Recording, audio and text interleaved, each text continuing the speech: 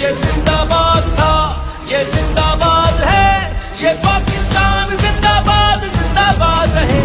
خاران سے ہمارے bureau chief Salman Baloch کی رپورٹ کے مطابق خاران 6 سپٹمبر یوم دفاع کے موقع پر commandant Kharan rifle Rehan Mahmood, S P Muhammad Hashim Muhammad Hasni, deputy commissioner Kharan Munir Ahmed Samro, colonel Khurram Ajab, مہمان خاص ریٹائرڈ چیف جسٹس پاکستان شریعت کورٹ شہید محمد نور مسکانزئی کے فرزند بختیار احمد مسکانزئی تھے۔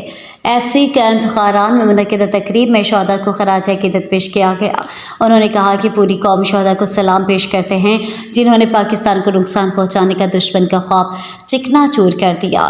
مسلح افواج نے دشمن کے عزائم ناکام بناتے ہوئے ایک تاریخی فتح حاصل کی ہے جو تاریخ میں ہمیشہ یاد رکھی جائے گی۔ 1965 کی جنگ امید کی کرن تھی جس نے مصیبت کے وقت قوم کے لیے عزم کی مثال قائم کی ہے۔ آج اس یوم دفاع کے موقع پر ہم بہادر ہیروز کی غیر متزلزل وابستگی، ان کی بے لوث قربانیوں اور اپنے وطن سے محبت کو خراج عقیدت پیش کرتے ہیں جنہوں نے اپنے محبوب وطن کی دفاع کے لیے 1947 سے پاکستان کے دفاع میں اپنی جانوں کا نذرانہ پیش کیا۔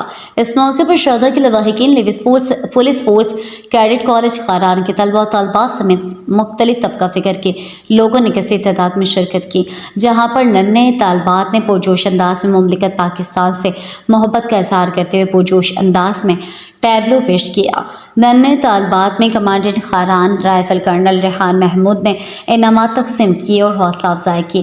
آخر میں ایف سی خاران کی جانب سے پرتکلف ظہرانے کا اہتمام کیا گیا اور پولیس فورس کے شہداء کے لواحقین میں پیکج تقسیم کیا گیا۔